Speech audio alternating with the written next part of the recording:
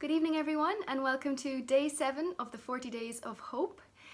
I had no idea what I was going to be sharing with you tonight until an hour ago, and I went to pray and I said, God, who else needs a message of hope? And I really felt tonight that to tell you that God can bring new life to your relationships, and I hope to share an answered prayer with how God brought new life to my relationship with my brother.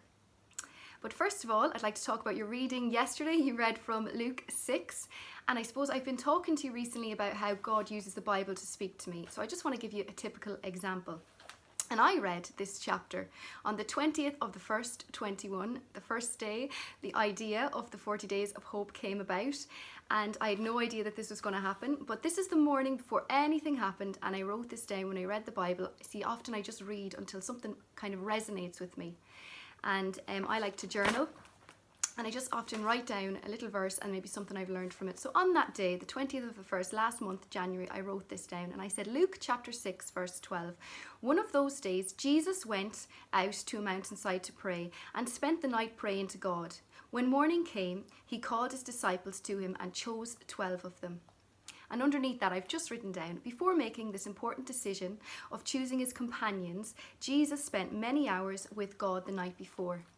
And this resonated me because I just recently actually listened to a preach from a pastor I like to listen to called Tim Delena. And he had just said, do we pray for God to give wisdom, or do we pray for God to solve our problems? And I suppose this preach was kind of more about that us Christians, we go through a lot of problems because we don't come to God in the first place for wisdom.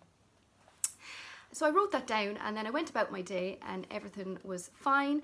That night I was praying, and for some reason I'd heard so many sad stories that week. You heard from the first clip about the man on the bench, and so many stories, and I'm the type of person who I put myself in those shoes of those people, and sometimes I can feel very sad, and I think, how would I cope in those circumstances? And I just felt so frustrated that night and sad that people don't know how real God is and how he can help them through these situations. And I was just bringing that prayer to God, and I was like, God, please, can you just make yourself real to them, help them through, they need you. It's just hopeless without God. And I suppose it was just really strong feelings that night. It doesn't always happen. It was quite just an intense prayer session, I suppose. And I said to God, I said, like, how are people going to be hearing about you? How can they hear about this hope, Lord? It's bursting out of me. And I says, do you want me to share it on social media, my faith? But then I just said, like, people don't really know what it's like to know you, God, if I just share a Bible verse or share my church service. And I said, so look, I leave it with you, that I've just got this this bursting out of me, what'll I do with it? And I kid you not, I left that room and I went and I checked my phone, and I just received a message from someone who'd been praying. And this is an example of how God uses people to answer your prayers that I kind of mentioned as well.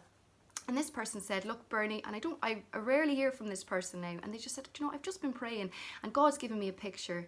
Now I might share that picture with you another time, but basically the message said, look, have you ever thought of, about sharing your faith over social media with an emphasis on the Bible? And I was just in shock. It was the timing. Had I prayed to God before, will I share my faith on social media in a kind of more of an intimate way, other than a Bible verse like I've done before?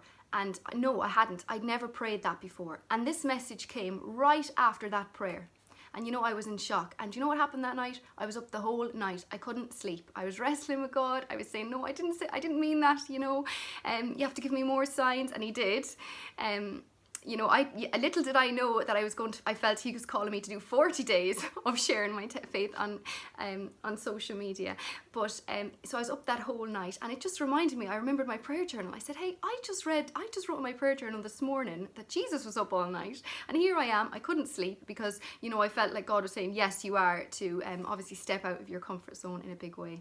So that's an example of how I feel the Bible can speak to us. Oh, I'm already on 4.5 minutes. Anyway, so you may have noticed that I journal, and actually I've got a lot of journals here. And people ask me, they say, you're a scientist, how do you believe in things unseen?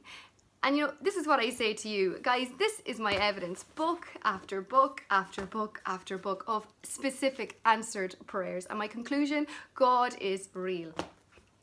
And I've got a prayer that I prayed as a teenager. my brother and I, you'll probably get the gist of our relationship then. There was a 5-year gap. Look, I was a very sensitive and a very sentimental teenage girl, and this is what I wrote. I said, Lord, thank you for my brother. I feel so distant from him. Like, I hardly know him. I know we don't get to spend much time together. He lived away and he'd only come home the odd weekend, you see.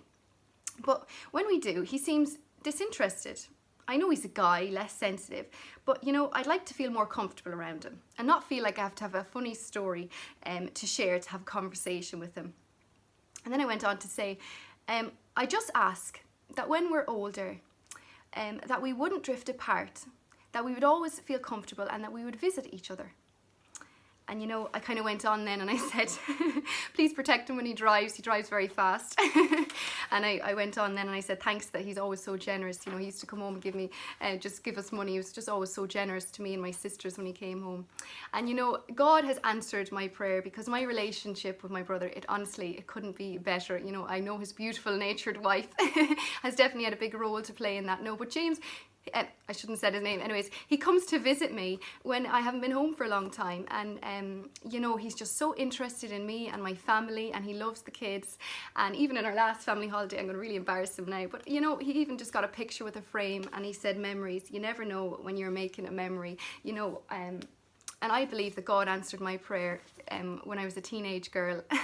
So, you know, I just hope this message brings you encouragement that you can pray for your relationships and God can move in them. And it might be years before they're answered, but it was answered for me and I'm very grateful. Thank you.